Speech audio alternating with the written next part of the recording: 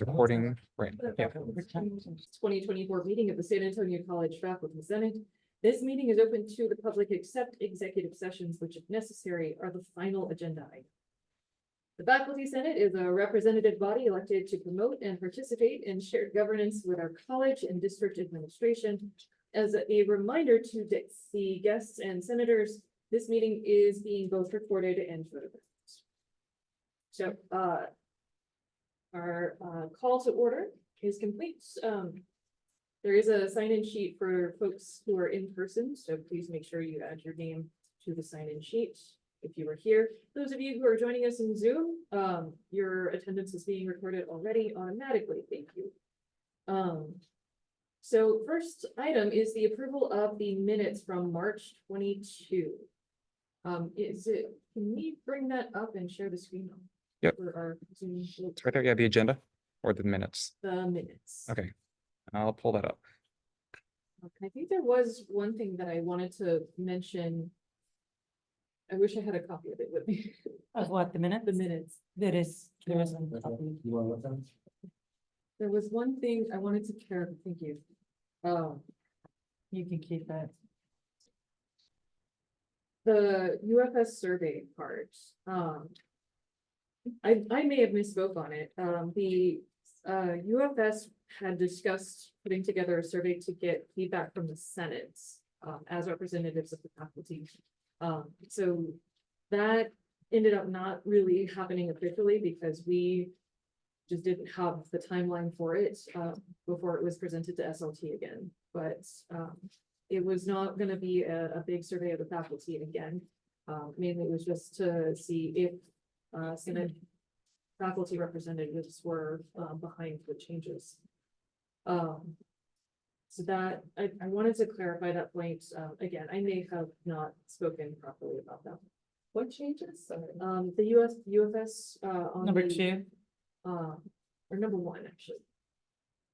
Is it on the minutes? In the minutes. Okay. So the UFS was talking about the academic freedom procedure. Okay, so just delete that. Or maybe an addendum to clarify. Under her report. Okay. So Started the last sentence. Either strike the last sentence or just say the UFS is considering putting up a survey for faculty representative. putting out a survey for, Faculty representative feedback.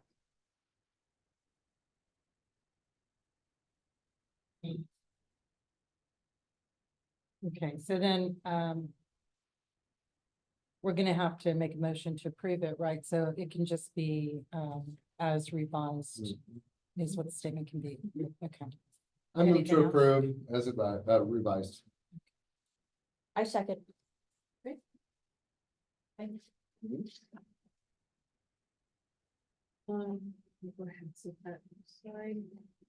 So next, we're opening the floor to current events and announcements, any highlights that we would like to share for the past month or upcoming events that we would like to inform faculty about. The Department of English is hosting a multicultural conference. Did it come out on the newsletter? Think so. In addition to the multicultural conference, we're also restarting the multicultural journal, an online journal. So that will also be open next week for submissions for art, photography, music, poetry, prose, fiction. So we're accepting from faculty, staff, students, and alumni.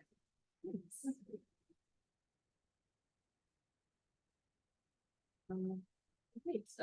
Let's move into the Board of Trustee reports for the committee of the full and regular board meetings. We had Lisa and B, as well as Liz Ann and B. So, I'll report first and then we will add in anything I missed. So I just focused on about 4 things. I thought it was interesting that trustee member Aldrete mentioned that he and trustee Kingsbury went to the Board of Trustees Institute meeting, and that Aldrete said that the success of our team has changed this world in the Alamo colleges. And he said that that wasn't the case in 2010, that our team has made us shine, and they're telling other trustees how they should be trustees. And the reason I picked up on that is I came on board here 2015, and as a faculty member, I heard the opposite, that since 2010 was when faculty felt that they were feeling less and less that they were able to participate in shared governance. So I just thought there seems to be a difference between what the trustees are saying and what I have heard. So I just wanted to share that with you all, so you know, I mean, you all already know, but just to tell you that that mindset that things have gotten so much better and that we have changed the world is still very much alive. So the chancellor's report, Christy Wyatt from district was talking about moving the needle towards educational attainment. And she focused a lot on the growth of Alamo Promise, the growth of the advocacy centers, Alamo Books Plus, bachelors in nursing, capital improvement projects to address the fact that the greater San Antonio area population has increased by 50% in the last 20 years. The largest increase apparently in Como County. So they did spend a lot of time talking about what we're doing to meet that. So trustee Sprague was talking about the work he's doing in the community, talking with businesses. There were 3 areas the businesses said that they wanted more growth in: IT, healthcare, and manufacturing. And so he did say, trustee Sprague, that our people here know what the needs are, and we need to double the training in a targeted way, double the programs to meet those industry needs. So it seems like that's really where their focus is going to be. Then a few more things were that later someone spoke, I didn't catch his name, but about a recommendation that's going to be made to reduce tuition for out-of-district students, make it $45 less, and for non-Texas and international students to decrease the tuition by $149. So they're trying to get as many more students to attend. They did talk a lot about Alamo Promise in the middle. They said in the last 4 years, our Alamo Colleges district enrollment has gone up by 33%, where it is now versus where it was pre-Alamo Promise levels. And then in all of Bexar County, the college-going population is up by 3.6%. So the rest of it that I wrote down was just like a lot of statistics. SAC does have the largest group of Alamo Promise students. 30% of the Alamo Promise students are at SAC, 81% Hispanic, 9% white, 7% African American, 2% Asian American, and 1% other. So they're really focused on trying to expand that, and talked a lot about funding, sustainability strategies, and whatnot. One thing that I'll give him credit, trustee Aldrete, that did bring up is he sees a gap, because he says when he's talked to parents, many of them don't actually believe that it is free. They think it's a gimmick. So he's had to convince the parents that there is this free tuition, free books. So what can we do to really have the parents understand that this could benefit their families? So those are the 4 main things I focused on: the Alamo Promise, economic development, the moving the needle towards educational attainment, and then trustee Aldrete's perception of the great success in his words since 2010. Okay, and I just have one thing to add, that they talked about the workforce partnership initiative that was in Dallas, that was organized by the Business Roundtable and Business Higher Education Forum. And apparently, Alamo Colleges was picked as a pilot site in Texas as part of an organization with the Business Roundtable, where there were big national CEOs represented. And they're looking at how do community colleges better work with employers to create credentials of value, and also how do we extend these partnerships. So our work was showcased, and, Alamo has been invited to speak to other groups across the nation. So this is kind of showcasing what we've done and being part of this larger, organization, which hopefully will be a fun event.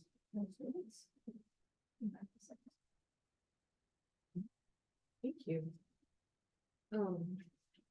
Was there anything, the next one?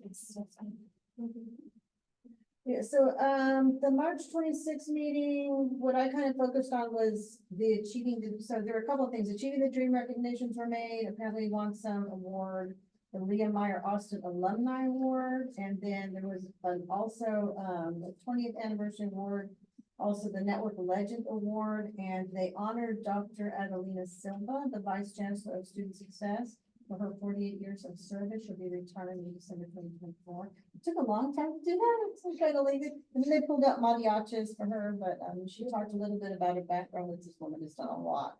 So, which I thought was pretty amazing.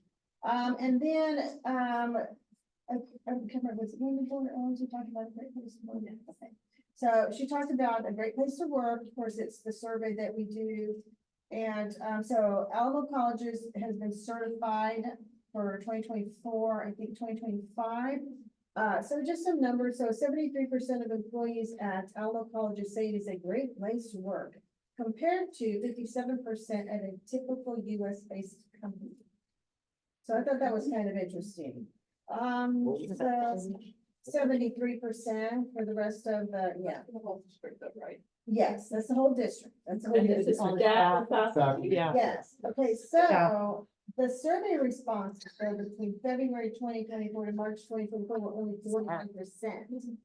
Wait, So repeat those that? 40, so you think about it, the 41% are probably, all in, hence the 73%, right? Versus the people who probably aren't all in and just didn't bother to do the thing. So I thought that was kind of interesting. To me, it would have, meant more had 80% of the employees did the survey, right? But here we have 40%. So the next thing they are going to do is now that they're certified, they're going to compete in the best in Texas, and then whoever wins out of that will compete for the best in the United States. So another statistic here, 81% of our employees said that when they joined the company, they were made to feel welcome. That was that. Okay, and then they just kind of went on and talked about what are some of the different, some changes from the last time we did it to this time. Some significant changes were, people look forward to coming to work here. So that was up 12 points from the last time we did it. Management does a good job of assigning and coordinating people. That was up 11% from the last time we did it. I am unfairly treated. I believe I will, if I'm unfairly treated, I believe I will be given a fair shake if I appeal. That was an 11% increase. I feel I receive a fair share of the profits made by this organization. That was up 11%. Wow. So people must have been asleep in their pocket. We don't, but okay, moving on. People here are treated fairly regardless of their age, and that was up 10%. So those are the significant things. Some other points, things they're talking about was Cesar Chavez Scholarship Foundation awarded 20 students 2,500 laptops. So Alamo Colleges is a sponsor. That's not just our students. I think it's like across the community, but $2,500 that's good amount. If you get a laptop, that's really good. They also talked about Palo Alto's doing a groundbreaking of a multi-gen wellness center. I believe it was for the community, focused on health and wellness. So that's good. And then they also talked about to promote the colleges. They were adding, putting billboards up. I don't think I've seen one yet, but okay. Maybe they're in the process of doing that. So that was basically the big thing for. And just to add to be here with advertising the recognition. Oh, okay. Of a great place to work. And Dr. Linda Burns mentioned that it was a KPI to get to that state and national. And that was on the agenda, right, to achieve that. So Thank you, Bea. It's so thorough. The only thing I want to add is that district, board member Clint Kinsbury did mention, and he asked Linda Barone in terms of employees who perhaps want to appeal, in a sense, if they wanted to submit, I believe it was for a promotion, in terms of promotion, there was some type of appeal that, if the particular faculty or staff member would be, in a sense, guided through that process, or if there was some kind of refresher that was, he said, I'm assuming that the refresher is being done. And she responded that, yes, HR does do these refreshers, and that, the Senate, the faculty and staff senates disseminate, she literally referenced it, and it's on right at the hour and 20 minutes of the video recording. So the one thing that she did state, that I was trying to quote, we do refreshers on those, specific, content. I do feel what's the employee's impression, that the survey came out to showing what was, how the employees were, not the understanding of policy, the employees were not understanding, but it was the impression that they're getting from those particular appeals process or the promotion process. So she did mention that the faculty and staff are helping them understand, and that we were having, not only the way that it sounded is that we were communicating specifically to the faculty and staff, but all district senates, she did reference. So I would recommend that everybody just listen to that section, because I want to make sure that the way that it sounded as if the Senate itself is creating a session, a yearly session, communicating this information in terms of updates on policy or procedures for that matter. And that's something that does have to happen. So she's stating that, so.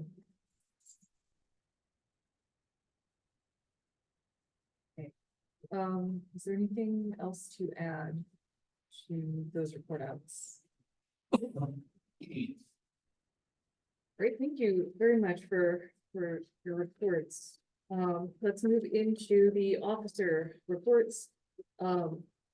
So first up, just a quick update on the academic freedom procedure. So this was the process that UFS and the VPASs had worked together on over the summer to propose a set of procedures by which a faculty member could grieve what they if they felt that their academic freedom had been violated, they could submit an appeal through the faculty senate, and the faculty senate would put together an ad hoc committee and render a decision about whether it was an academic freedom issue or not. So that was revised after feedback from SLT, and it again, it put the president at the end so that the after the faculty senate's ad hoc committee issues a decision, they give it to the president and the faculty member,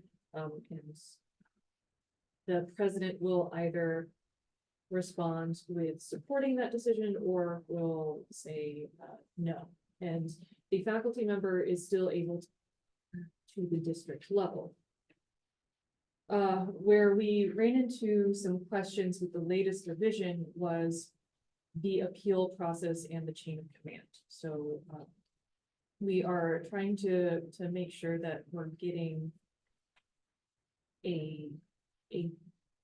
there is a proposed final revision where we have the chancellor or designee who is the target of the appeal, and then the chancellor is very likely going to make the designee the BCAS.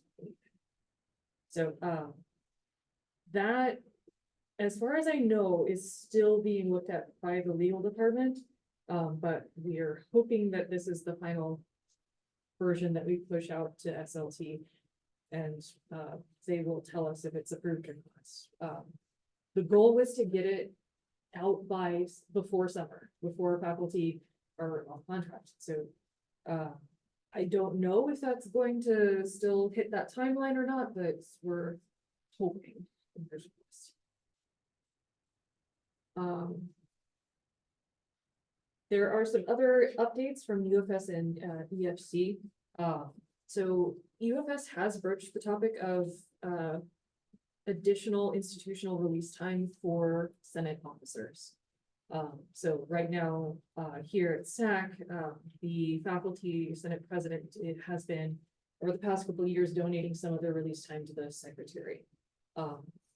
Because as the years go on, more and more responsibilities are kind of piling up, and we're seeing that more and more effort is being needed to bring these meetings together, make sure that we've got everything running smoothly. So we're asking if we can get an additional 3 hours for each college, again, at an institutional release level, so that it cannot be cut when a college starts cutting back release hours. In addition to that, we also proposed 1.5 hour release time for the DCOC, the district chair of chairs, because they're getting quite a lot on their plate as well.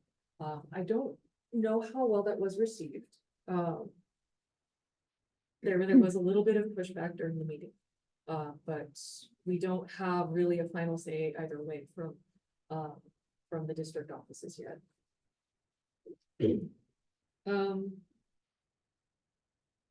There's still a little bit of back and forth about moving from a faculty position to an administrative position, and how the reservation of their position is held. How long can they retain tenure status? How long until that faculty position is no longer vacant and they cannot move back without reapplying. So initially UFS wanted to issue a charge to EFC, the Executive Faculty Council, to look into this, to see what our current procedures are, see if they can make some recommendations on how to make sure that faculty have some kind of way of protecting the status that they are leaving behind when they go into an administrative position. After some discussion with the district offices, we were unsure if the scope was right, and we later had a conversation as a group with EFC to discuss what they would like to be charged with. We're still ironing out the details of that, so we're not even sure yet what the charge is going to finally look like, but I'll keep you posted. For the faculty evaluation platform, I know that the vendor is Mountain Pass Solutions, but I don't know what the actual tool is called. Currently, IT is setting up testing environments to see how it works for us, but we are hoping for a spring release, which means it would be out in time for us to replace Faculty 180, essentially. That being said, that's a tentative date, so there's still the possibility of 1 more year of Faculty 180, but we still. I don't know, I'm up for that. I'd almost rather do that because I know how than trying to learn something new in the spring. That seems late. Yeah, if you have to use it, Gotta train us in the fall. What am I being evaluated on? right, you don't even know what you're putting So in. this is poor planning. Oh, well, shot. No, So, they can't sign just about 25 days. I would think. So, last week's meeting, Dr. Rodriguez stated that it was gonna be in January, but he left it on the, he said it's been approved, but he didn't stick any. Yeah. And he said that in January, so that's where I sort of thought about that extension. it may be that they start rolling it out for implementation in spring, but they keep Faculty 180 until we've ironed out all the kinks. So maybe there's a pilot group that does it in the fall, while everybody else does faculty. And we'll be lucky to be the ones on that Yeah. pilot group because you're, Should be voluntary. yeah, that just seems. But again, that's tentative. Yeah. We'll see what happens. All I can tell you right now is that there is a vendor that has been selected. and They who it are is. running testing environments to see how well it will do, and how we can tweak it for our own needs. Um, it's- Do you know if and it'll be linked to promotion or anything, or if it'll be part of that process? Is there any word on My that? understanding was that Faculty 180 was supposed to be part of the promotion process. So I'm not sure. I would assume that these evaluations are included as part of the promotion process where you show that I have been evaluated each of these years and these evaluations show that I am exceeding expectations, meeting all expectations and then here's some more stuff. Well, potentially it can be not only for promotion, but also when we have like, when you have low PGRs and whatnot, they're starting to get on you, like, what do you do in the classroom? It's like, well, look at my evaluation. It's like somebody looked at it. So it can keep you not just with promotion, but potentially even out of trouble too. So, Documentation for, I know that documentation sometimes can be a little bit daunting and kind of a pain, but it is our best friend. Because it will, you never know when the documentation about your interactions with students, the types of materials you're developing, the interactions you have with colleagues to try and develop new materials. You never know when that's gonna come in. Who shared this with you? Who said about this stuff? This was during a discussion at EFC. So So it's just faculty faculty, said, hey, did you hear? no, it was the faculty fellow, EFC includes the UFS members as well as the faculty fellow and some district representatives. There's usually one of the presidents of the 5 colleges who is part of that EFC to attend on a regular basis. And you guys didn't push back and say January is not a good time, it's too late. Well, it was not clear if this was actually going to be implemented. So it's not, it wasn't even something where they said, it's going to go live January. It's just that they are looking for a rollout starting in January. So, I went to the last Tuesday's meeting and the gentleman, Dr. Rodriguez stated this would be released in January. My only concern is that would there be an extension because when in January? You know, that was the key question. If we're gonna be learning about this particular program that apparently when he was raving about that, the evaluation tool, that it would, purposefully serve everything that we as faculty needed. So if it's being released, I think that there needs to be that little window of time at the extension. If there needs to be an extension of time for that. Well, I also want to remind everyone that when Faculty 180 was first released, they didn't just do it for everybody all at once. There was a pilot program first.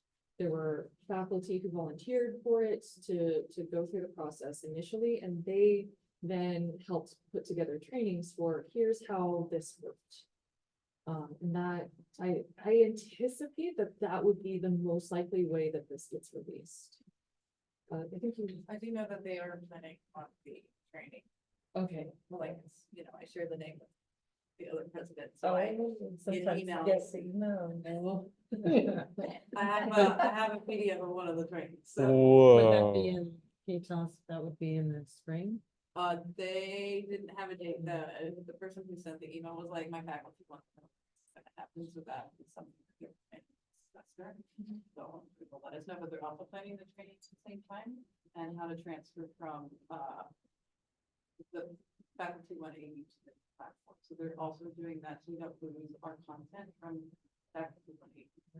There's a Well, and I mean, I don't know if they can really delay it because it's every other year. So if they were delayed until the fall, then you've got everybody at the same time, don't you? Kind of. If I'm scheduled for faculty 180 next school term, right? Because I go every other year. If they would delay next year, then everybody's on the same page unless somebody, well, yeah, everybody has to delay a year then, right? Well, I was just thinking of at least a month and like, at least, because give or So take, then we're doing that into because it's the usually summer. turned in April. So at least if Into there be that, March. flex, yes, right at the end of. Sounds like a beginning of mess. April. Well, I guess since now I'm getting concerned as I hear my colleagues' concerns, is this coming up at the next, EFC, is it EFC meeting? I mean, is that something where maybe I can get clarification? They eventually just update us when they update. So it's not something that I know for sure is going to happen in the spring, but it's likely is the message that I got. I guess maybe, is there a way to ask, is it, when it is open, is it gonna be voluntary, like you said, faculty, when it was, I forgot it was. Just when we have some concerns, I feel like. We can see, I'm not even sure if they know what it's. It's an email and ask, and But it's they- no problem. As the president, like, Oh, no.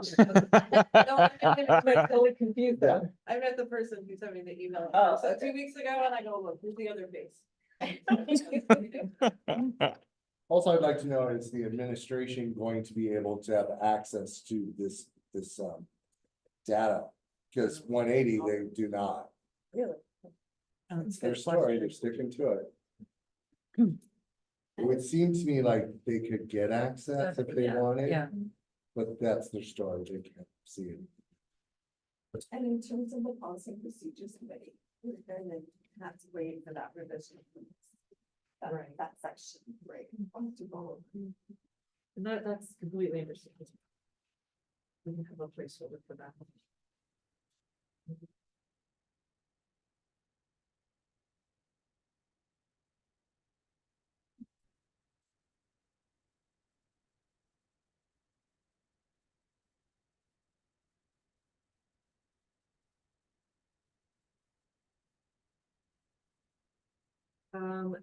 Next, we have, the leadership nominations. This is where we are going to solicit nominations for the 3 officer positions. The faculty senate president, the faculty senate vice president, and the faculty senate secretary positions. All 3 positions are open. The current vice president, Mercedes Alba, has indicated interest that she would like to run for vice president again. So we thank you, Mercedes, for volunteering. Wherever you are. Odessa, She's in Odessa. If they're not here, they're in Odessa. which might as well be wherever you are. Pretty much. Right? We miss you. And there are potentially a few other nominations for folks who would like to come forward. I was interested in secretary, but only if there's 3, if there's Porcelli's. I just don't want to do it without a Porcelli's. That's why I asked about that. I understand, but, and it is up to the faculty senate president to donate the hours. But I don't want to For take now. their account. Yeah, I know, I just. But that has been traditional. I how- know, how I it guess, works. well, And I just feel bad, like on principle, I feel like. and- I'll throw my hat in the Oh, ring, yeah, how's there? I'll especially throw my hat in the ring How for busy you've secretary. been this semester. well, this, I will say, my tenure has been a little unusual. For this past year, but that's okay. So that is Lisa for nomination of secretary.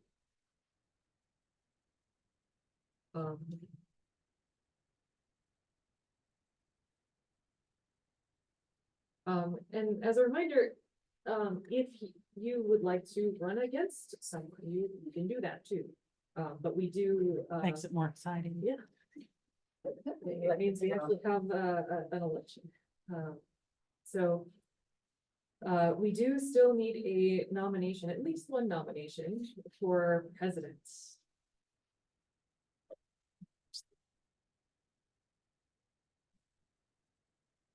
And if you're a bit shy to come forward right now, I understand.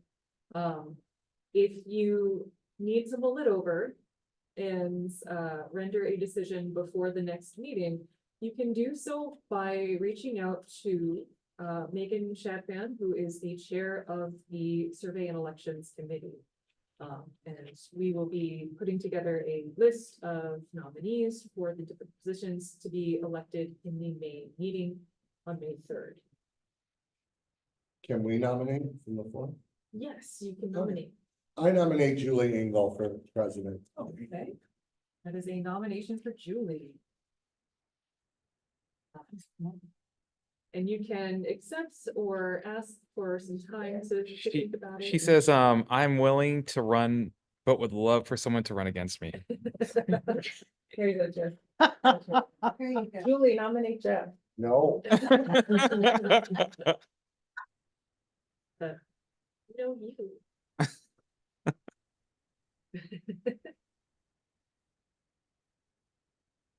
And what about parliamentarian? The parliamentarian is Appointed? selected by the president. Oh. Yes.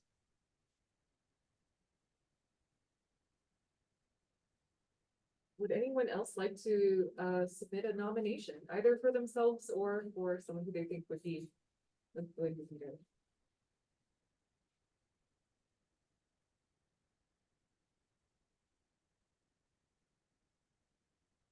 Jeff.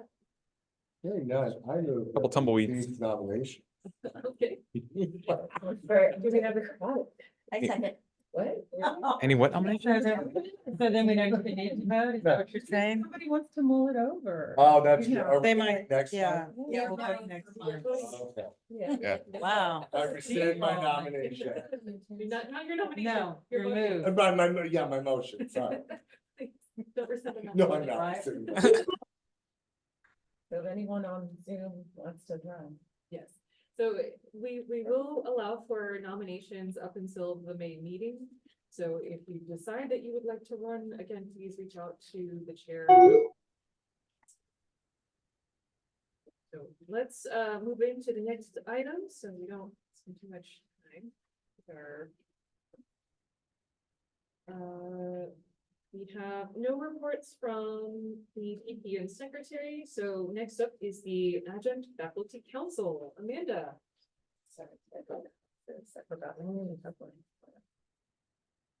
Oh, Oh, It's in mute, Amanda. you're muted. Oh. there you go. Yeah, I'm coming. You have to unmute Amanda. There you go. There, missed that I had that going on. All right. And okay, so start over for those present new members who have not met me before this. I'm Amanda Martin from the English department and serving as current chair of the Adjunct Faculty Council. Now, we had our last general meeting for the semester yesterday and basically covered some of the things we're going to be continuing to communicate about and discuss over the summer. We're working on drafting the new material for the handbook, and we've got a few proposals under consideration that people will be looking at, offering feedback. And those are the main things we were working on. And I do want to remind everyone that the Adjuncts Creating Excellence Awards are currently open for nominations. And if you have not received a copy of the nomination form and would like one, just feel free to email me. I'll put mine up in the chat it's amartin@alamo.edu. And that's all I have for today's meeting. Thank you very much. Thank you, Amanda. And I do want to echo the ACE award. It's a very good way to recognize our adjunct colleagues. So if you know of an adjunct who's putting in the extra work and making this, making an impact, this is a great way to recognize their work. Next up, we have, Oh, can I just add that that form is also it's very brief and very easy to fill out. It doesn't take very long, really. So, yeah, I really encourage people to nominate. yes, the formal meeting, please, don't hesitate to nominate some. So next, moving into the committee updates, so for curriculum committee, I see no report. Is that correct? That's correct. No activities in the curriculum committee. Ready? Wouldn't it be under the purview of the curriculum committee to be bringing us updates about the Core 90, and what's going on with the Core 90? Yes, so for 90, there was an email sent out by Dr. Inconis last week. Everybody got that email? Yes. Okay, good. So this is going to be a discussion that is taken to the district level, and I think that is very likely quite appropriate. And that actually is a new business item that we are, well, that I meant to add. I just did a bad job this year. No, This- no, this, I was the one who edited it and sent it to you. I Oh. forgot to add it. The Core 90, because a change at one college affects all of the colleges, this has the potential to open up some inter-college strife. That's something that we really don't want to see. And so having a district level conversation is going to be important here. So there is a charge for the, forget what the acronym stands for, the ACCC, the Alamo College's Curriculum Committee. That's what it is. To put together a process by which we can have those district level conversations. And that's the gist of that email that was sent out to the faculty. And I think it is important that we have very thorough conversations about Core 90, and make sure that we understand the impact of the changes that we're making, not just for us, but for the district as a whole. I wanted to bring this up under new business, but since we're on that topic already, is what thoughts do we have about this?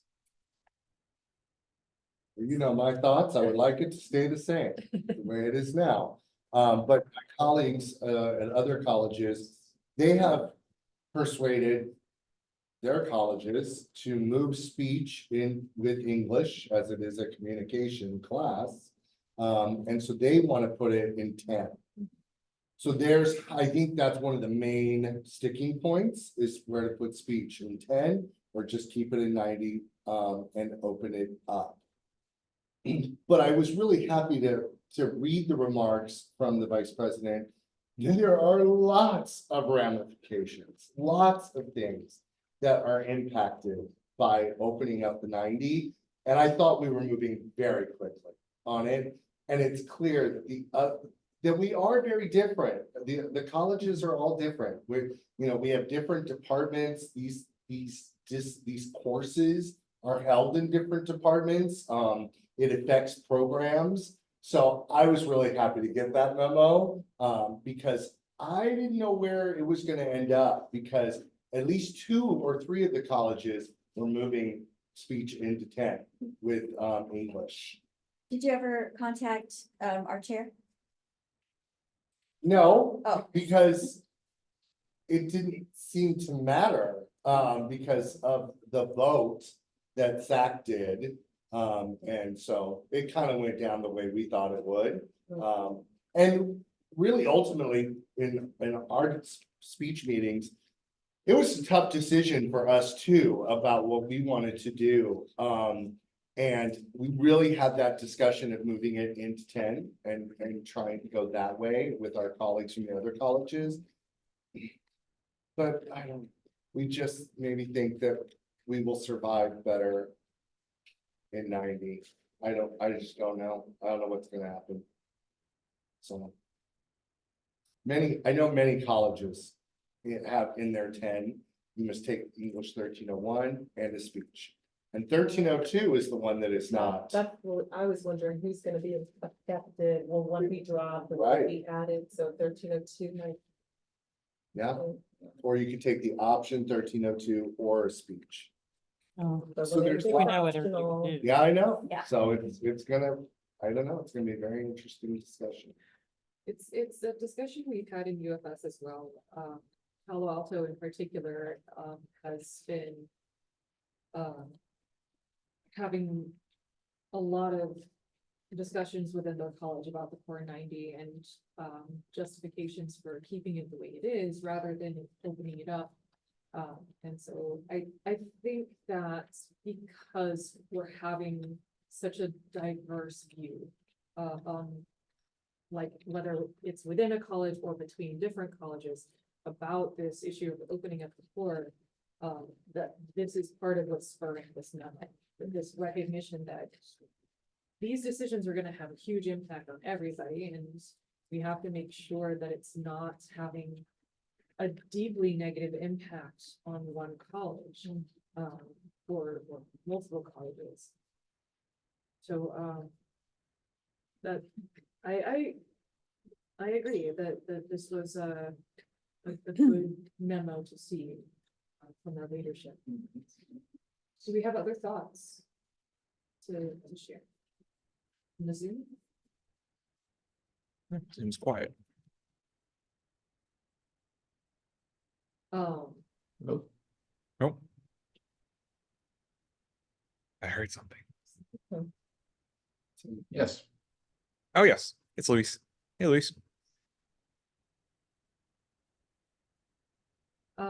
Did you have something? Oh, I thought there was a question, sorry. Oh, no. Okay, let's continue on with, more discussions. So communications also has no report. Is that correct, Francis? Is she here? I don't think she's here. I don't see her. Okay, so no report, elections and surveys. It's your time to shine. That's me. So we have our promotion appeals committee. Since we got out of sync, normally those are formed on the fall of odd years, but we got out of sync. So this committee is only going to serve through next spring, and then we'll get resynced back up. Also, the other thing we've been looking at is the Faculty of the Year Award. So I talked a lot about this at the committee chairs meeting last week. Just kind of brainstorming. So our idea was that the mini Stevens Piper, the way that we've been doing it, is not ideal. So we were thinking of instead doing a Faculty of the Year award, and then having that Faculty of the Year, whoever wins that, so they would win it in the spring, the following fall, they would have the option to apply for the mini Stevens Piper. So we would still have potential to send someone, and they would have plenty of time to put their portfolio together. But in the meantime, there have been a lot of these monthly faculty awards coming out from the Climate Transformation Committee. And then I think they're wanting to do something at the district level for the Faculty of the Month. So we were thinking maybe we could work together with one of these committees, or I don't know. Basically, I'm concerned, or I wanted to hear y'all's thoughts, I guess, I don't want it to feel like too much. I want to honor our faculty, but I don't want it to feel like another thing that's not meaningful and that doesn't matter, just on the long list of other things. So I want it to feel special and not rushed. So there was that thought. There was also kind of what's the best way to go about doing it. I did get in touch with the person who, Roxanne Barrera, I believe, from the Climate Transformation Committee, who is organizing their monthly awards, but she put me in contact with other folks. So I'm just kind of in the process of getting information on how they are doing their award to maybe get additional ideas. And you were in the meeting, Jen, with Dr. Solis. I don't know. Whenever we mentioned this as an idea, what was your thoughts? Like just kind of looking at all of the monthly, like having everyone vote on all of the monthly award winners to get the yearly award winner, or I'm not really sure where to go from there. That is something that could potentially work. I was gonna ask, was that, when we're talking about the workplace climate transformation awards, that's the Golden Ace Award, right? That we're talking about? Yes. Yeah, so the Golden Ace, I think, is faculty or staff. Yes. That's something that's a little bit more broad. Yes. But there- True. So on the extreme case that only staff win it for the whole year, then we'd be, that wouldn't necessarily work for us. But at the district level, I've just heard there's rumors. They haven't actually started it yet. I don't know who to even talk to about that, but then, that doesn't mean we can't do anything at our level. I just don't know how best to go about doing that. So that's kind of where we're at. Look at the first event, Megan, and they've had one so far, The Golden Ace. the Golden Ace Award, yeah, so One faculty. that was one staff I know the Canales. One got chair. a, and, yeah, I think one faculty, that was on the committee. I was told that what it is that the award travels. So that's the other thing. It's That's like if we weird. want it to be special, it's right, it's like here, you Yeah, get it 'cause it's next just month. traveling, So, yeah. I mean, I still would like it if I ever got it. just so we all know. Right, But- exactly. But, it's like to make it meaningful, it should be something else. So I think that if we were to dovetail our faculty of the year with any of these other recognitions, it would probably best fit with the district level faculty of the month nomination process. Potentially, we could do a selection from the monthly group, and that might streamline some of the process, but Yeah. I make sure that we have a very clear means of soliciting those nominations from the faculty. Yeah. Because if it's just the same person every month, Yeah. it'd be another issue that we run into. Well, the faculty of the month, isn't that at the district level? So they're the ones selecting That's right. Yeah. The month would be from all of, Yeah, right. that's what I was about to say. So that's I don't see.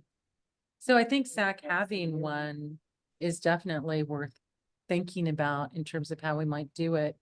Because we don't have it, and I would rather it not be traveling, although I'm with you if you want to nominate.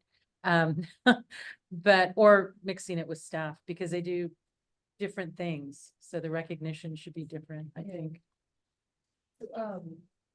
I think, I don't know, but potentially the way that the faculty of the month would be selected is from nominations at the 5 colleges. Yes, that's how they do it. And then they pick somebody and you don't know if it'll be someone from SAC, I mean, I don't know. The only thing I don't know is, do they have a requirement that every college gets an opportunity every year? But I've noticed some years, it's like, hey, when is SAC gonna get it? I've Right. been on the lookout, Right. so I don't even know if it's guaranteed, but I would hope. Is that how the staff of the, That's what I'm going.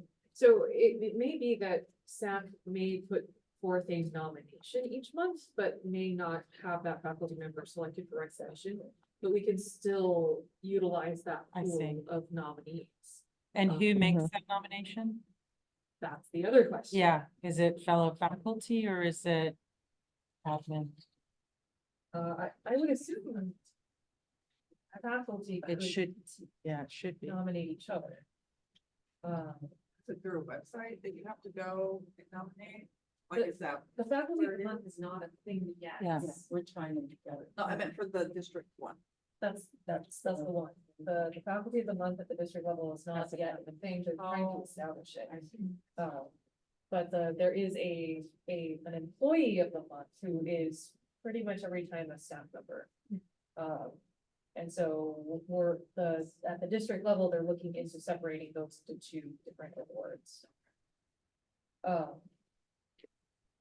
So it is. We could maybe have it be that we automatically enroll the nominees of faculty of the month at SAC, and then have an additional nomination process for faculty members to submit nominees at some point for being recognized as faculty of the year from SAC. So we could use some of the applicants or some of the nominees from faculty of the month in addition to a broad election or nomination process. Mhm. That would maybe. Yeah, I don't know who would you recommend I talk to at district? I don't know who's gonna be in charge of. Okay, But, there's like some form, I don't know where these go. We might reach out to some of our staff senate folks. They might know how the election process goes for the employee of the month. And then they might be able to give us more information. okay. Alice is the president. So, and then I guess my other question would be, is this award given by SAC or administration, or is it given by faculty senate, or who's giving it out at the college level? Oh, maybe to honor the spirit of the Piper, right? Because faculty voted on that. Okay, I so think we yeah, should do something Since it's kind of similar, replacing not it. let administrators pick it, because then I wouldn't want to get rid of the Piper, because that was faculty vote, and replace it by administrators having a final say. So then it would be generated by faculty senate. Yes, I guess elections committee maybe. that Yeah. could take that. So that kind of, Okay. so then tells who would be doing the nominations. Yeah, I like that idea. These are, I think, some good ideas. Mhm. I think we'll give y'all some good footing to start working towards. Yeah, it is something where we've got like a candle burning at both ends, right? We've got. Yeah. We work on recognition in from three different angles, and it's an important topic, which is why so many people are addressing it, but it would help if we can align some of those. Yeah. So I think that was all for survey and election. Mhm. Yep.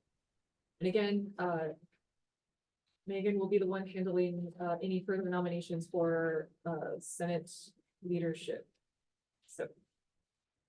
Next, policy and procedures, Lizanne.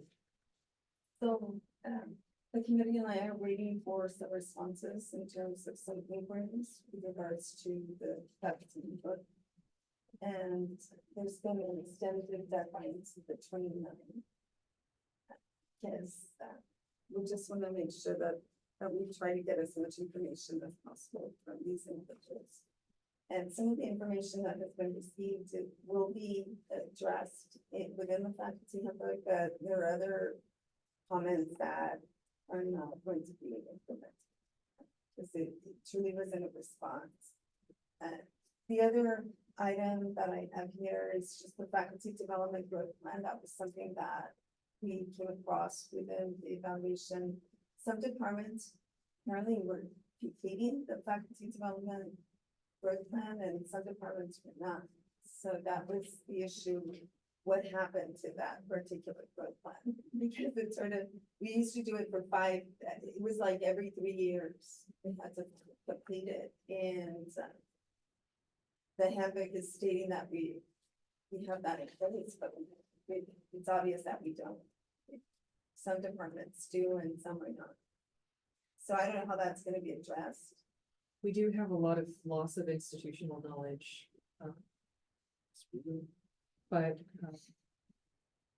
on the other side of that, we do also have a lot of good people who are coming in. So I think this is an opportunity for us to lay down some maybe new frameworks as is needed. If we can find more information on what was done in the past and use that. So my only concern is that we want to ensure that the faculty is in compliance, right? But- Then we're all going to be targeted. But obviously, we weren't out of compliance, because we all would have been told, you guys haven't done your faculty development growth plan. So somewhere, you're right, that just fell off the radar, and we're not doing it, so. And no one from HR has told anyone that we haven't done it, right? No. Are they So- overseeing? them? I say, let's get rid of it. I mean, that's what, that would be the. I haven't done one best in years. solution. I mean, we could. Right, and Alan was Yeah, having, they just, done any. since the very first time we were supposed to do it, The faculty Yeah. improvement plan, right?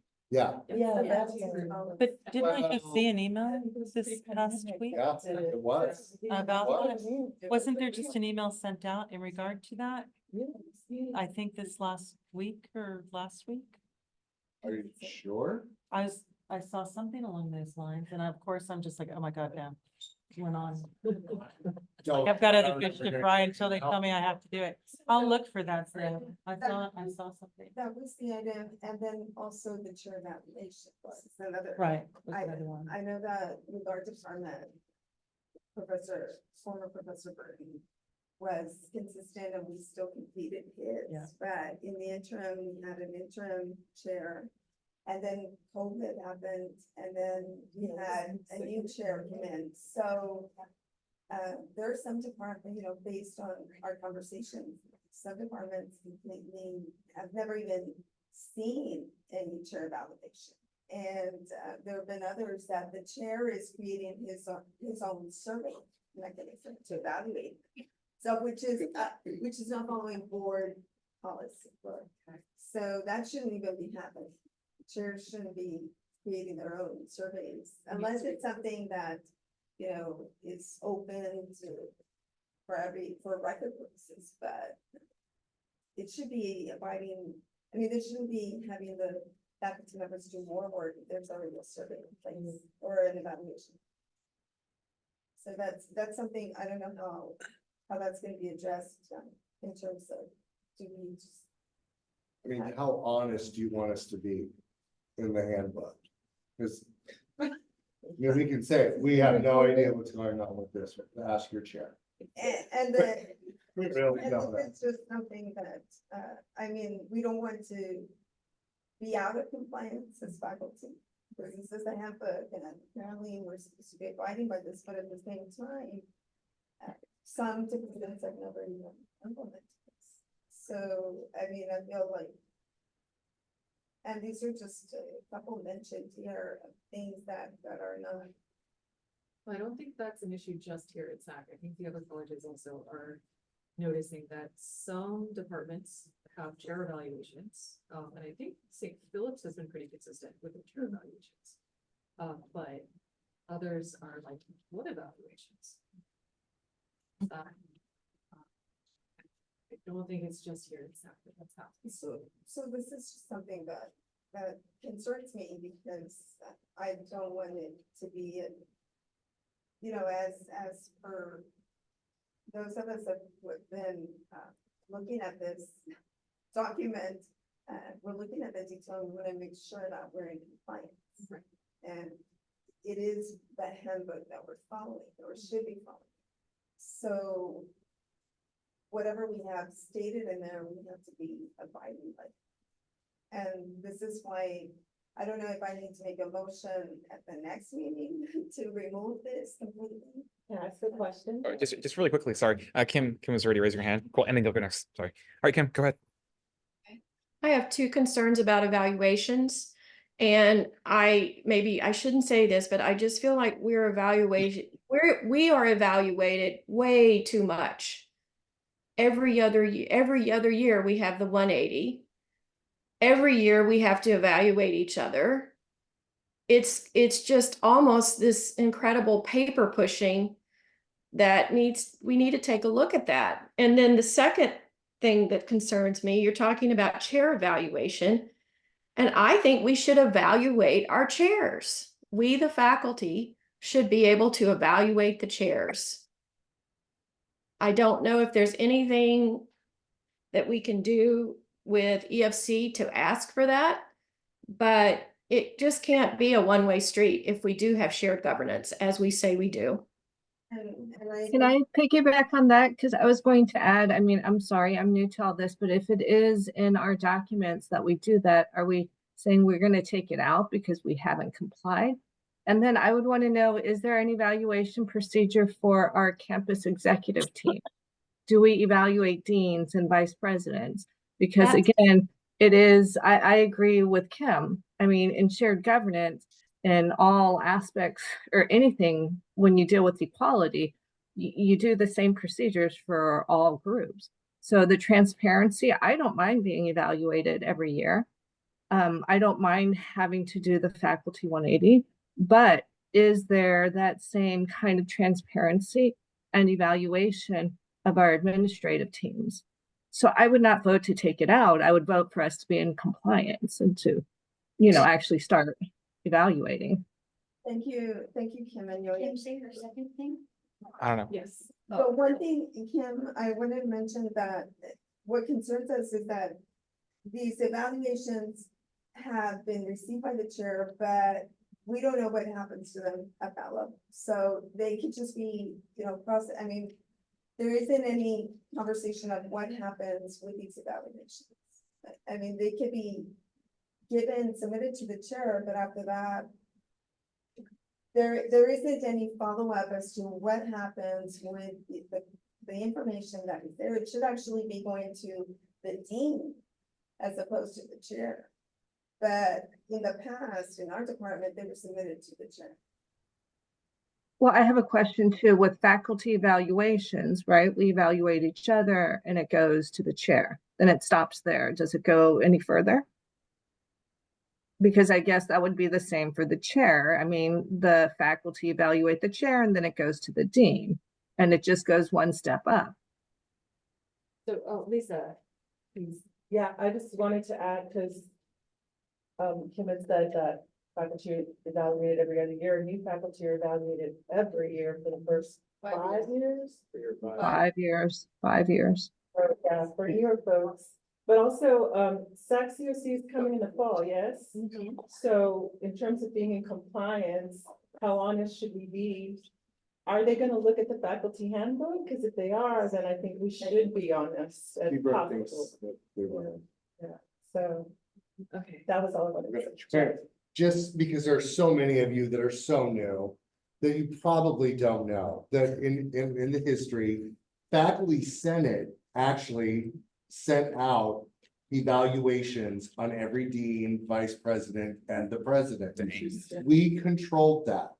And then the faculty chair, the president, would sit down with the president, and they would go through all the feedback that they got. A former president was so offended by the feedback that he got rid of that process. Was that Dr. Vella? No, that was actually Dr. Ziegler. Oh. And that ended then, and from that point on, and I can't remember what year, maybe 2015, 14. From then on, no, we never evaluated anyone chair or above. After that. 'Cause they're- How did he have the power just to get rid of it? And is this standard procedures at other campuses, at other universities? I mean, what is, I guess, is this, yeah, I guess that's my question. How did he have the unilateral power just to say, nope, let's stop? Well, I would like to propose we bring it back, given what happened in the fall with the Teaching for Palestine and how the college president and BPAS acted. That would have been nice to know that that was another avenue we could have used at some point to report our serious concerns with their leadership. So. Absolutely. But I also think we believe that evaluations are meant to keep us all transparent with one another and to receive constructive feedback. We can't have a lopsided system where, like Kim mentions, we're the only ones being evaluated all the time, but nobody else in the system is. That just doesn't make for any, like, it's just not logical, and it doesn't make for any shared governance sense. So can I make a motion that we ask at the next meeting with the college leadership to discuss bringing this process back? I'd like to make a motion. So we have a motion to, let's clarify that. To bring back the process of Evaluating. Evaluating the administration. Our SAC administration. Mhm. Okay, so is that to discuss it at the next meeting or to actually discuss it now? Well, I think at the next meeting, I guess, because you're meeting with the college leadership Yeah. in May something, May right? 3rd, Yeah, right that's before, Same day. same day. Oh, Well- that's right, in May. Like, And maybe another, just to feel them out, Yeah. what they say, and then bring it back to us, and then we can decide what we I think do. Dr. Solis should be fine. so that would be a request for information from our administration. And I can also reach out to the other UFS members to see if they also have an evaluation process of higher level administrators. And see if they have a. So- I think eventually we would need to open up this evaluation to all faculty. It shouldn't just be done by the faculty senate. You know, that may be too much, but down the road, Kim, that's what we, Yeah, all that- faculty. Yeah. all faculty, good. We could discuss. They used to be like this, but I don't know if they even exist. Underemployed? Yeah. Okay. And I just imagine administration telling us no to that request. I don't know if we should ask. The other thing to keep in mind. Do we need I it? think we should. Given Well, if it's everything that official, happened, I you think have Dr. to. Solis is very aware Yeah. that SAC messed up very badly, and just a couple of people who have said they've talked to him said, yeah, the students have said, you know, he wants to work with them, and who was it? I don't know, I feel like somebody told me that with faculty, they met with him too, and he seems to want to be coming to some sort of, And Dr. Solis will remember that process oh. that existed. I was gonna say, maybe we can, all of us talk to colleagues that we know at different campuses and see if they have a process, do some, research. I mean, is this a common practice? And, do our other sister campuses do it? Or does no campus at Alamo Community Colleges do it? Were we ever just the only ones that did it? That's why I'll be reaching out to UFS. So UFS is the United Faculty Senates. Okay, It's the faculty senates at all of the 5 colleges. okay, thank you. But yes, if you do have colleagues at those other campuses who have been there for a long time, see if they have any knowledge of that kind of history. Right. All right, just really quickly, I just want to make sure that everybody on the chat's heard. So earlier when we were first proposing this, Luce was saying, so why can't we revive it? And then DK Vaughn said, I don't like the word evaluation, quote unquote. It is too threatening. Perhaps a better word is. And then Amanda Martin said, assessment, critique as a constructive critique. So that's what's on the chat. That sounds interesting. That's workable. But but we can use evaluation for faculty. I know, but I was, Yeah. yeah. So- Because it So- is. Yeah. Back to that. That I propose we table for Yeah. our discussion in May. So. I second Taking- that. Wait a minute, we still have a motion on the table So, that, but continue. oh, you're, So the initial motion was, we should discuss at our next meeting With to. the college leadership. Yeah, with reinstate college the leadership. College, leadership evaluation By system. faculty, By- all faculty. By our faculty, which would be run by the faculty senate, as it used to be done. And then there was a second, we just wanted to clarify the motion, and I am now proposing that we table any further discussion of this Oh, for okay. the next meeting. so then there's no vote. No, or- there's. It's just, But I we're think cutting the, I still wanted to, okay. since we're trying to wrap this up with our faculty and paper vision, we need to have something in That's the- okay. like an addendum stating that pre-COVID or something that states that this has not been done. Or, Yeah. because truly, we don't have a record. I mean, Lyburton, in our department, we had that last evaluation, but since then, we have not. And I just need to have something in writing to place it in there to ensure that that is being disclosed and that we're aware of this, but Now, is that specifically for chair evaluation? it was chair evaluation that- and the faculty growth plan too. Right, so that, I think that our best, so you've already been reaching out to several administrators to get these questions answered. And I know that the chairs have regular meetings. I can potentially see if I can ask one of the chairs to bring it up during that meeting to get clarity. If they haven't already discussed. I would appreciate that because we just need to have something in writing. It's more for compliance purposes. And I'm saying this, we don't want to be out of compliance and as a whole, as an institution in that regard. Maybe at the very least. Especially with Saks POC coming in and reviewing and reading this document. And requesting information because they will request. So that we can address,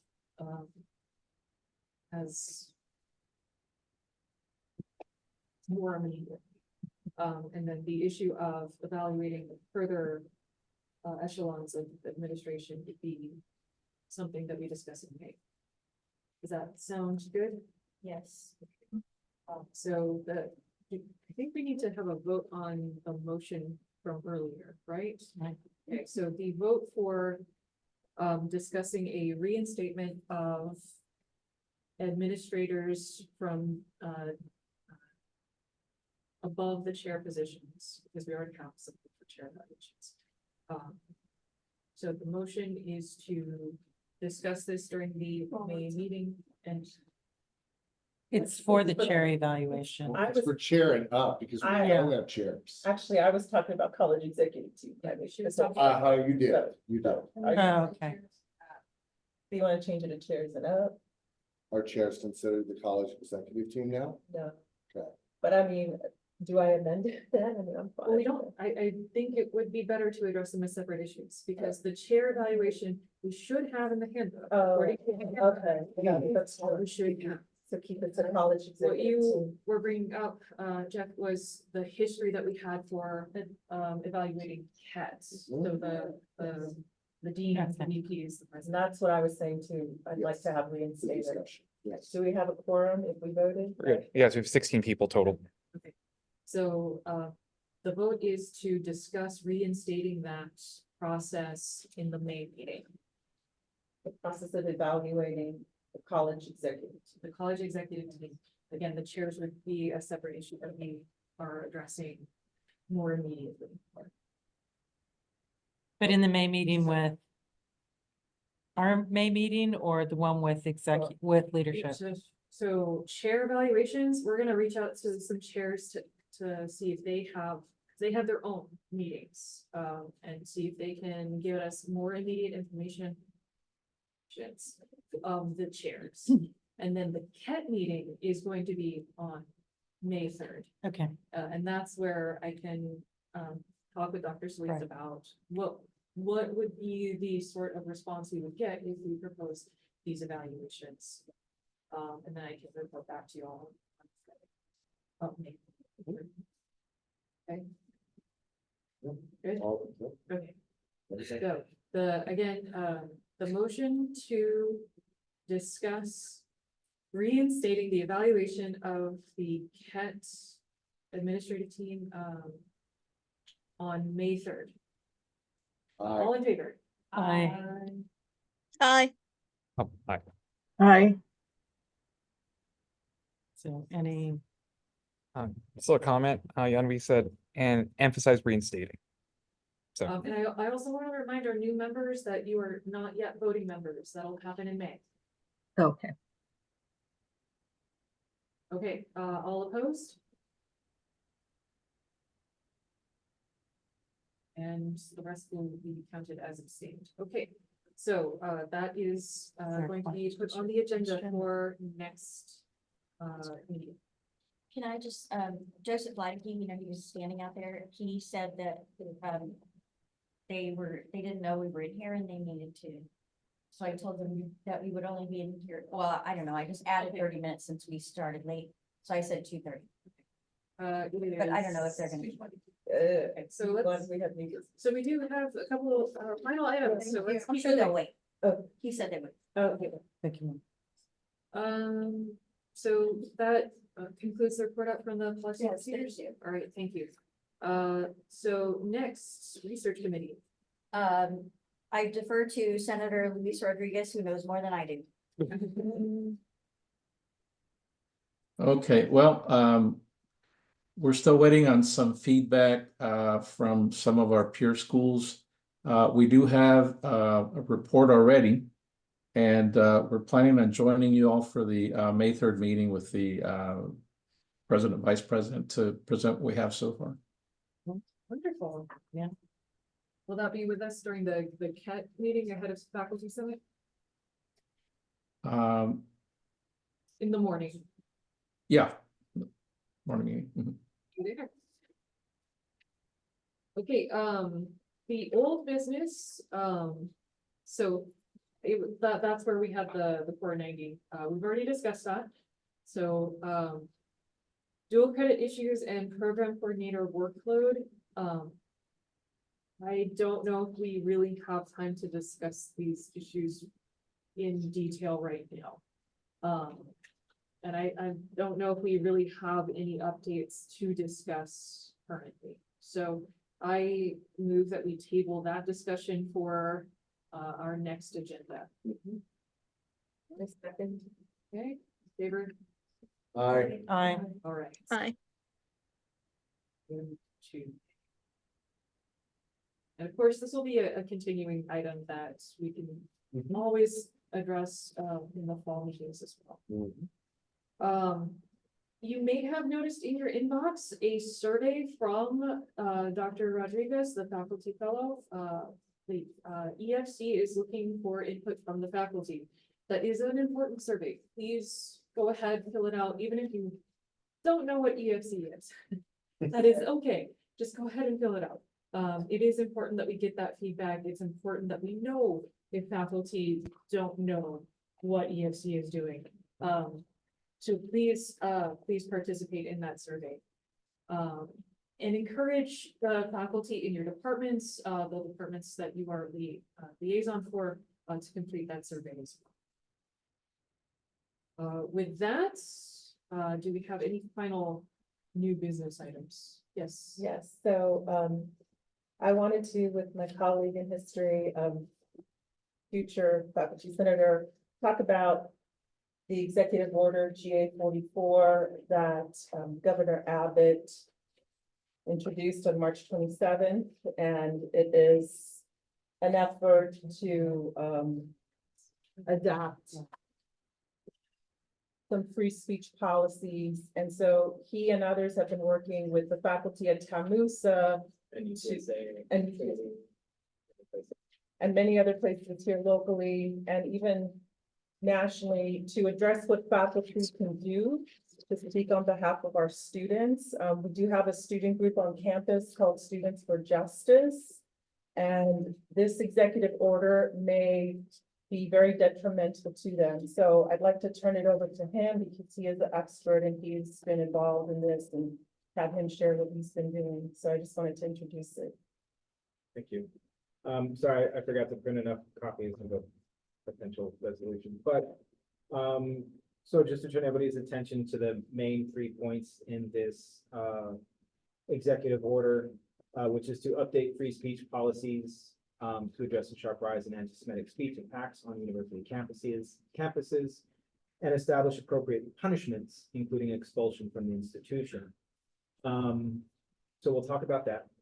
Number 2, to ensure that these policies are being enforced on campuses, and then calling out specifically Palestine Solidarity Committee, which is a student group, not here at SAC, and Students for Justice in Palestine, which Students for Justice is modeled after here at SAC.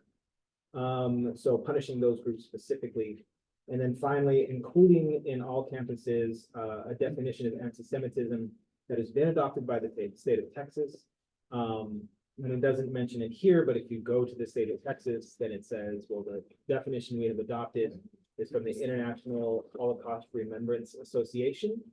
And again, it doesn't give you the full definition there. You actually have to go to the IHRA to find that full definition, which I have also printed out. And I've highlighted a couple of problematic parts of this definition. Which I feel. So that's going around. Obviously, you know, we on campus abhor anti-Semitism as it affects, you know, people who do Jewish faith here or abroad. But what is problematic about this definition specifically is it also includes as anti-Semitic attacks or criticism, just a mere criticism of the state of Israel. So I've kind of highlighted a couple of those points that, you know, have been brought to light, considering that everything that's happening currently in Israel and Palestine. And so, sorry, I've got lots of stuff to come back around. But yeah, so this is an issue. This is something that is worrying many students across the state of Texas, many faculty across the state of Texas. Because it quite frankly, it is an attack on free speech. It's an attack on academic freedom. And there are so many other things wrong with it. There, one more thing I want to pass. I'm trying to get through because I know we have to finish up. But I just want to point out in this other article that I printed out, just something that kind of problematizes this executive order in of itself. It's an article that was published by Salon in September 2023 that basically calls out Texas politicians, including Greg Abbott, for allowing an increase in anti-Semitism in Texas. In fact, it's saying that Texas has become the home base of white nationalist groups. Nice. And this is the cause of the rise in anti-Semitism in September of last year, but we didn't see an executive order then. Right. We're seeing an executive order now. It's one that specifically calls out student groups. And just as an aside, my research as an historian has been on the criminalization of homosexuality in the state of Texas. And I can tell you that in the 1970s, the same thing was happening. And student groups that were, or LGBTQ plus identified student groups were legislators were trying to ban them from college campuses in the state of Texas, right, back in the 1970s. And so this is just a dangerous precedent. You know, I asked a colleague, is it almost to kind of advocate on the behalf of freedom of speech, on the behalf of academic freedom, and propose a resolution in which we come against this. Not only that, but we also encourage our president to come against this, because that's where this falls, right? Because this executive order is calling on colleges and college leadership to make these changes. And so I think it's important that, you know, if indeed this, as a body, the faculty senate opposes this, then that is something that we let that leadership know. And so I'm happy to answer questions. Sorry, I'm just kind of like running through it and throwing papers at you, but I'm happy to do that. And Lisa, you're on the Freedom of Expression Framework Committee. Yeah. This might fall under the purview of that committee as well, at the district. Well, I can tell you, so the Freedom of Expression District Committee has 11 administrators, vice chancellors, deans, 10 faculty from across the district, and 5 students from across the district. And we've been divided up into subcommittees, and we're examining free speech policies at different colleges by region. And then we're going to come together, and as Amy Bosley, the Northwest Vista president, who's one of the co-chairs with the other Caroline Davis, they asked us to use our best research mind, to be skeptical, to discuss and debate. The lawyers on the committee, they seem very concerned with making sure we're following the law. Priscilla Camacho said that what we're doing should not go before the board because it's not going to be necessary. So, yeah, I guess what I'm trying to say from that is like, I wonder if I were to bring some of this and say, well, I would like us to address these points, how receptive, not that the lawyers are going to be the final decision makers, but I think it's good for, I can try certainly to push for this because I think it's a good cause in that Freedom of Expression District Committee, but I also think it's important for the faculty senates at all the colleges to speak up on behalf of our students, to speak up on behalf of us, because let's face it, if we teach history, sociology, other subjects, and we want to talk about what's going on in Palestine, this could come down on us too. So I think it's important that we form some sort of resolution, and I did want to make a motion for us to consider putting together a resolution before the end of the term, and I'm happy to put something together with Professor Ross or anyone else. There's proposed language for Oh, yeah. a resolution. Should have that. Yeah, and I didn't print it out. Okay. Sorry, I told you those things, but. I know, this is the one that I didn't do. Yeah, guys, I'll be honest. I mean, I'm a nervous wreck when I'm asking about topics that students want to do, and thank God no one's brought this up. Because I don't even know if I'm going to be able to allow it. This is And what we're gonna. then if I say no, the student might do a grievance against me, right? So I'm kind of crunched both ways. Right. So I've just been lucky. So, And I think that's a really great point, because the language of this executive order specifically is so vague, and you have to follow so many shoots to get to exactly what he's talking about. And if you relate that to the attack on DEI, and it's the same way. How many of us are like, I have no idea what I've been talking about in class related to Exactly. can I even say equity? Oh my gosh, I know. right? And it's the same thing, and this is on purpose, right? That's the point of this. If we don't speak up, she'll keep trying to take things away from Mhm. us. and that's fine. I mean, we're not breaking any policy that all of a sudden district has put in. Not as far as I know, I can. ask. Right, me either. Yeah, I mean, can't really I think can of ask one that, the chair.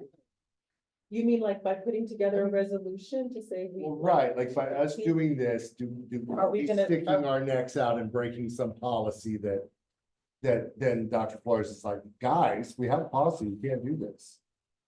But it would seem to go against what Dr. Flores has always set out and stood for. So I wouldn't think that there's a policy. I'm just asking for, Yeah, to be no, careful. no, I'm not like. No, I know, just to be careful, if we make this stance, which is, I really want to do. But like check with Yeah, somebody right. who has Are we more okay? power than us. Yeah. That. So just that's an incredibly valid concern, and I recognize that. I do want to point out how Like this was constructed very carefully in Mhm. terms of, because there has been some question, like, okay, are we even allowed to mention the state of Israel, right? In anything. Right. That language has been left out of this. Yeah. Whatever. So basically, what this resolution is directed at is saying, look, this is a contested definition of anti-Semitism. We have links in here, everything like that. But the focus here is on the students. That's what the issue is that this is targeting students when within these conversations about free speech and academic freedom, the students are supposed to have all the freedom. They're the ones who are supposed to have the power there, right? Whereas we as faculty have limitations by having that inside our classrooms, yes, but outside of our classrooms. Yeah. Students, on the other hand, that's right. So then to clarify, a proposed resolution would be something in support of our students. We would like to see Yeah. this executive order address these points, et cetera. We would like our college leadership to, come in discussion with us and see how we can support our, if possible, something of that nature.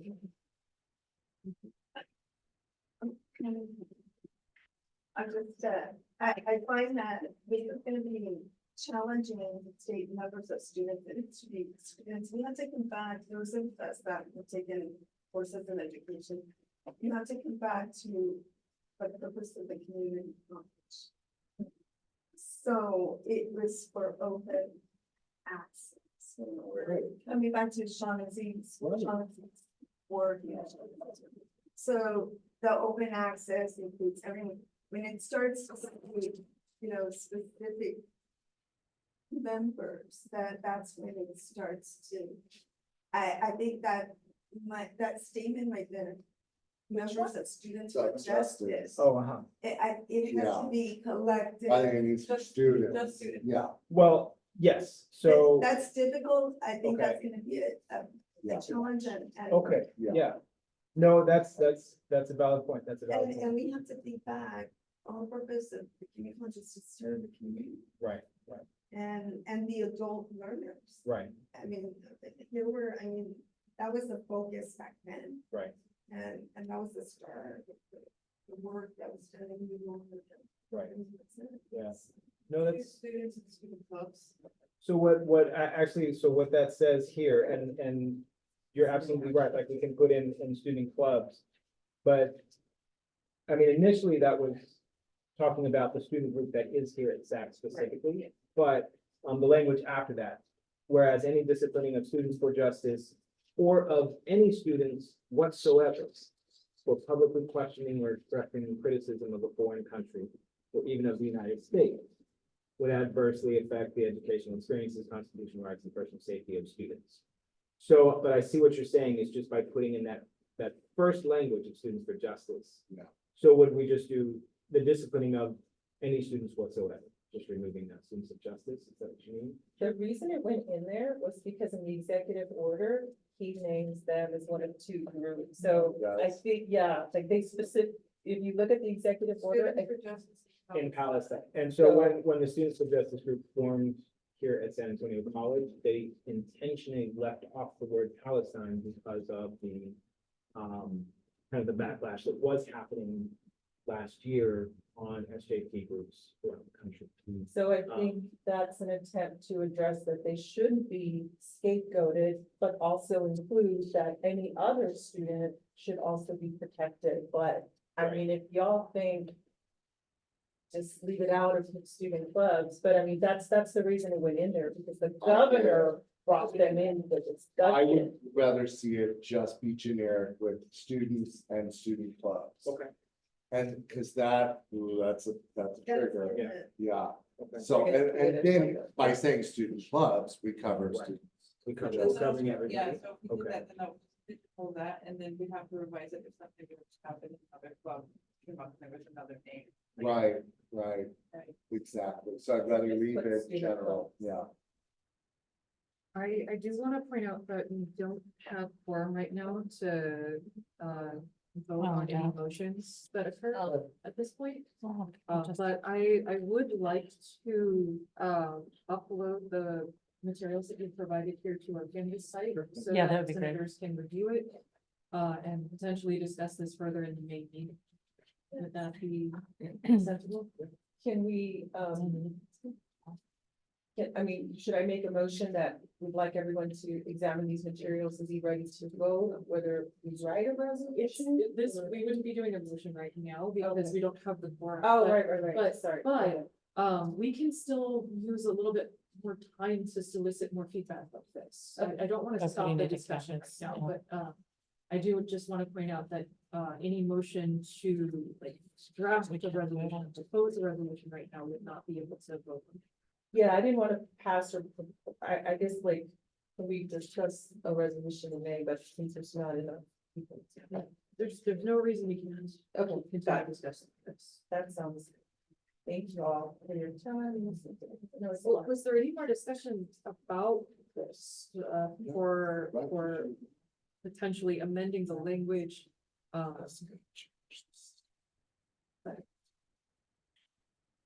We're discussing the lack of quorum right now. That was all. Well, I will, see if we can get these materials. If you have digital copies, that'll make it a lot Yeah, easier. I can send those to. nobody. As well as links to these articles for reference. And then we can have, I guess, potentially even digital discussions, so if there's, feedback you want to give in advance, we can, have those discussions as well. All right, that I think is all. And that, concludes our meeting. Thank you, everyone, for being here, for your attendance.